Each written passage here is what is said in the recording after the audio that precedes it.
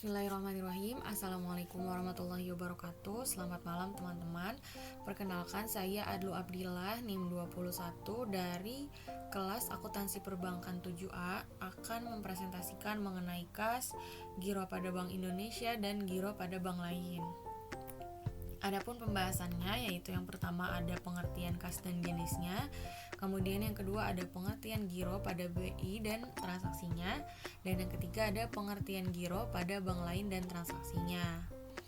Yang pertama ada kas. Nah, kas ini adalah seluruh semua jumlah uang tunai dimiliki oleh bank, baik uang tunai yang terdapat di kantor pusat, di kantor cabang maupun kantor cabang luar negeri maupun dalam negeri.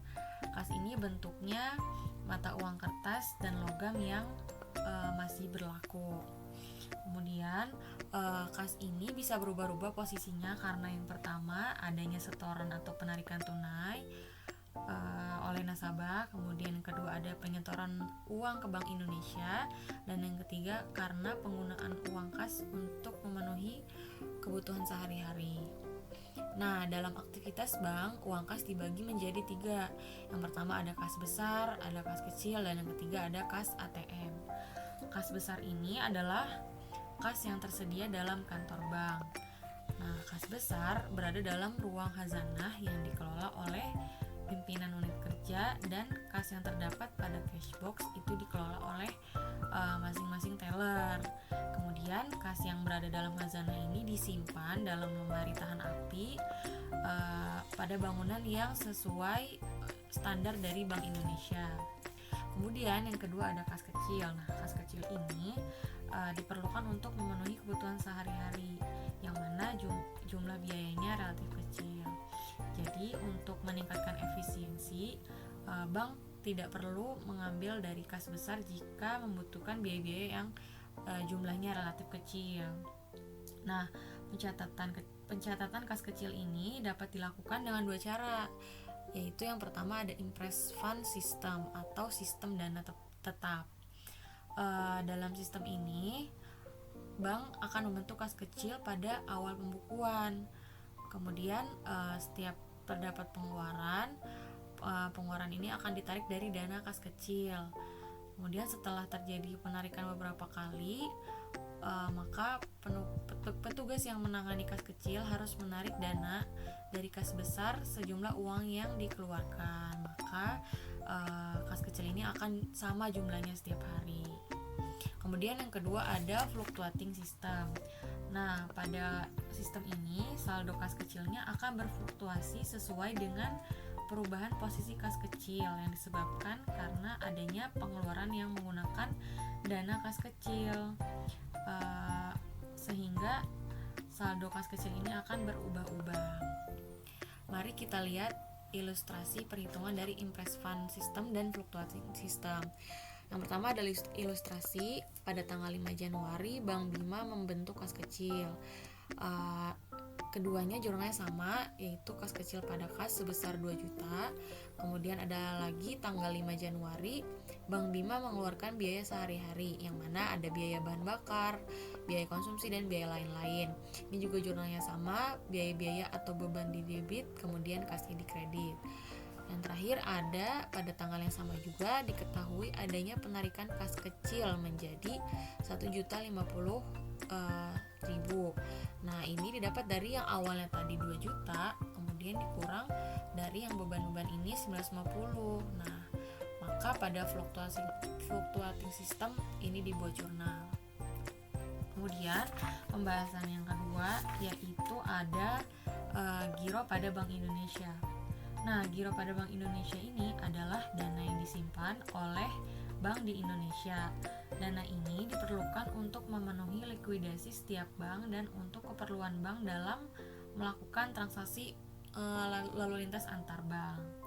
Maka setiap bank umum, baik itu konvensional atau syariah, wajib untuk memiliki rekening giro pada Bank Indonesia.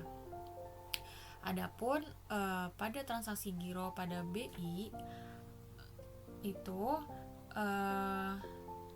ada penarikan dan setoran tunai, kemudian ada penyelesaian utang piutang antar bank. Nah, penarikan dan setoran tunai ini biasanya disebabkan karena ada saldo di bank ini mulai menipis atau sudah jauh di bawah saldo minimum kas. Maka untuk menjaga kepercayaan nasabah dan memberikan pelayanan yang baik, maka bank harus selalu menjaga persediaan uang kas secara optimal. Kemudian yang kedua ada kemudian kita lihat ilustrasinya dulu bagi yang nomor 1. Bisa kita lihat pada tanggal 5 Januari Bank Bima melakukan setoran tunai pada Bank BI. Maka kita buat jurnal giro pada BI pada kas sebesar 700 juta. Kemudian tanggal 6-nya terdapat penarikan dari nasabah.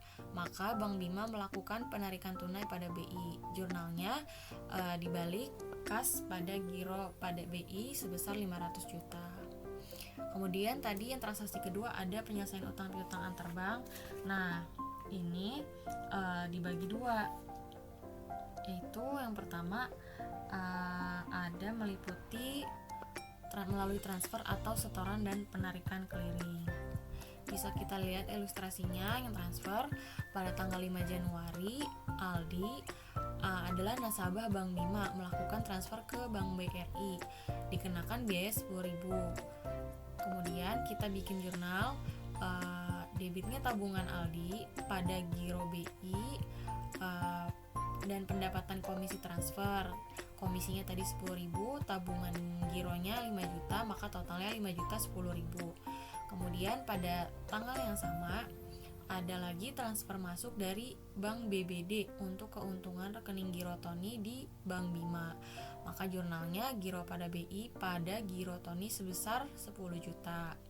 Nah, kemudian yang kedua ada setoran dan penarikan clearing. Ilustrasinya pada tanggal 5 Januari terdapat setoran clearing. Tony adalah nasabah Bank Bima menyetorkan biliet giro yang diterbitkan oleh Bank Express dengan keuntungan sebesar 20 juta. Maka kita buat jurnal tanggal 5 itu giro pada BI pada giro Tony sebesar 20 juta. Nah, pada tanggal yang sama terdapat penarikan clearing. Biliet giro Bank Bima ditarik melalui Bank Arjuna atas beban rekening giro Tony sebesar 10 juta. Maka kita balik lagi jurnalnya giro Tony pada giro pada BI sebesar 10 juta. Kemudian pembahasan yang ketiga yaitu adalah giro pada bank lain. Nah, rekening giro pada bank lain ini adalah saldo giro yang dimiliki oleh bank yang disimpan di bank lain, baik dalam mata uang rupiah maupun asing. Giro ini merupakan salah satu alat likuid yang digunakan untuk meningkatkan likuiditas bank. Adapun transaksi giro pada bank lain bisa kita lihat ilustrasinya. Bank Bima Cabang Bogor adalah bank yang ditunjuk sebagai bank persepsi. Pada tanggal 6 Januari, Bank Bima Cabang Bogor menerima setoran pajak dari masyarakat sebesar 10 juta. Dari 10 juta ini 40%-nya secara tunai dan 60%-nya melalui setoran rekening. Maka kita buat jurnal, debitnya kas 4 juta, tabungan 6 juta pada kredit titipan pajak sebesar 10 juta dari totalnya. Kemudian pada tanggal 10 Januari Bank Bima menyetorkan pembayaran pajak tersebut melalui Bank BNI. Maka kita buat jurnal titipan pajak pada giro pada bank lain BNI sebesar 10 juta. Adapun Bank BNI menjurnal ketika melakukan setoran ke kas negara, yaitu pada tanggal 10 Januari giro pada bank lain Bank Bima pada giro kas negara sebesar 2 juta. Nah, namun untuk memberikan kemudahan bagi nasabah, bank menjalin kerjasama dalam menawarkan produknya dengan memberikan fasilitas ATM bersama. Maka masing-masing bank perlu membuka rekening giro pada bank lain. Seperti yang kita ketahui ya teman-teman, walaupun ada mesin ATM per masing-masing bank, tapi ada dibuat ATM bersama yang mana kita bisa menarik uang dari berbagai bank.